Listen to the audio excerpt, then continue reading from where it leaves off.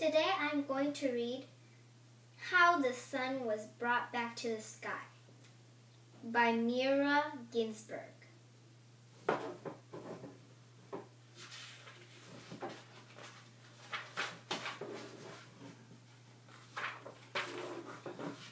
One day, great clouds, huge as mountains, covered the sky.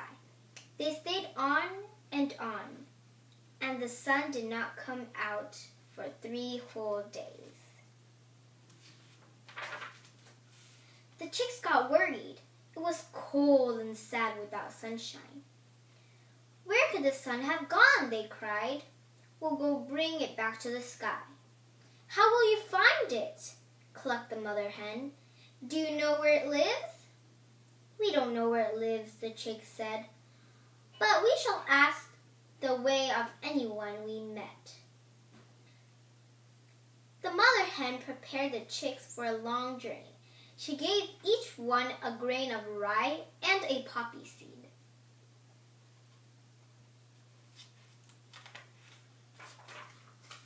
The chicks set out.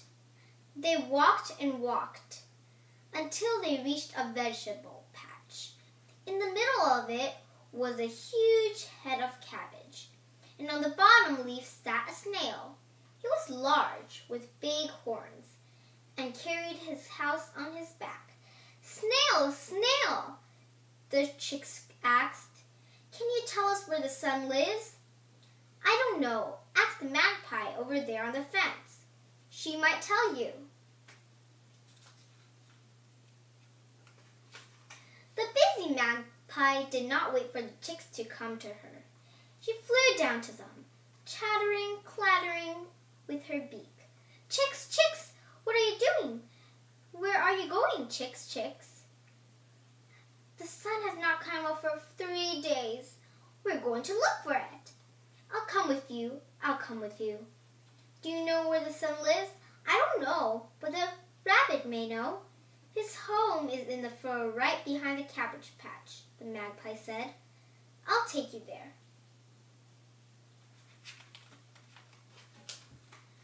The rabbit saw the guests were coming. He wiped his whiskers with his paw and opened his gate as wide as it could go. "Rabbit, rabbit," cried the chicks. The magpie chattered. "We are looking for the sun. Do you know where it lives?" "I don't know, but my neighbor, the duck, may know. Her home is in the reeds by the brook."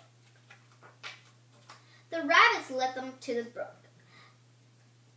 The duck's house stood right by the water, and a boat was tied up nearby. "Are you home, neighbor?" cried the rabbit. "I'm home, home," croaked the duck. "The sun has been gone for 3 days now. I can't dry out." "Well, we're looking for the sun," cried the chicks, the magpie, and the rabbit. "Do you know where it lives?" "I don't, but there's a tree across the brook. The hedgehog home is in the hollow among the roots.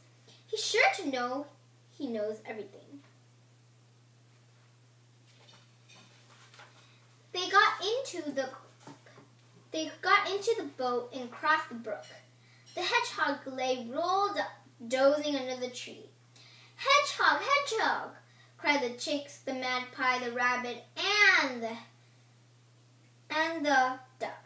"Do you know where the sun lives? It hasn't been out for the sky since 3 days. Maybe it's sick." The hedgehog thought a while and said, "Of course, I know where it lives. Behind the tree, and there's a mountain. On top of the mountain there's a cloud. Over the cloud lives a silver moon, and from the moon to the sun it's only a short walk." The hedgehog took a stick and walked ahead to show everybody else the way.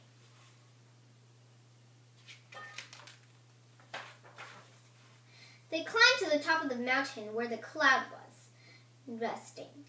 The chicks, the magpie, and the rabbit, and the duck, and the hedgehog got up on a cloud. They sat uncomfortably to make sure they wouldn't fall off, and the cloud flew with them straight to the moon's house.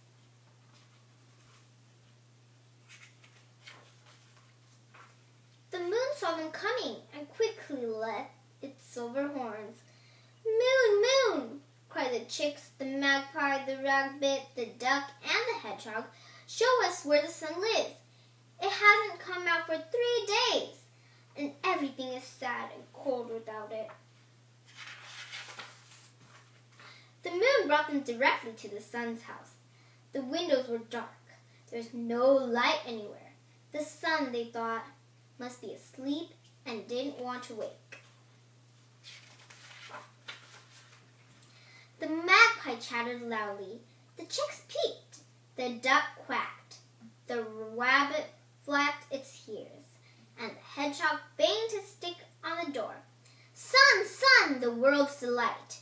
Come out and give us warmth and light." "Who is that shouting under my window?" grumbled the sun. "Who isn't letting me sleep?"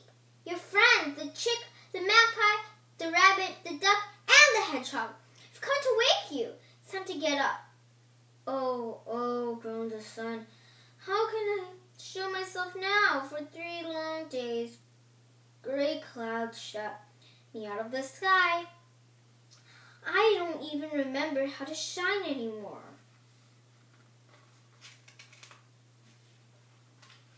The rabbit heard this, and he ran down to the well and brought a pail of water. The duck began to wash the sun. The magpie dried it with a towel. The hedgehog polished it with his bristles, and the chicks picked every speck of dust on its face.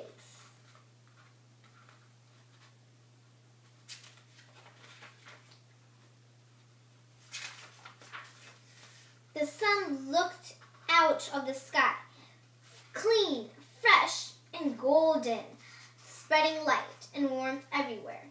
The animals slid down its rays back to their homes. The mother came out to sunshine. "Cluck, cluck," she called to the chicks. They gathered around her, running here and there, looking for crumbs and seeds as bright and gay, as golden as the sun itself. And if you don't believe my story, look out the window, and you'll see the hen is there, the chicks are there, and the sun is there. And doesn't that prove that every word I said is true? How the sun was brought back into the sky.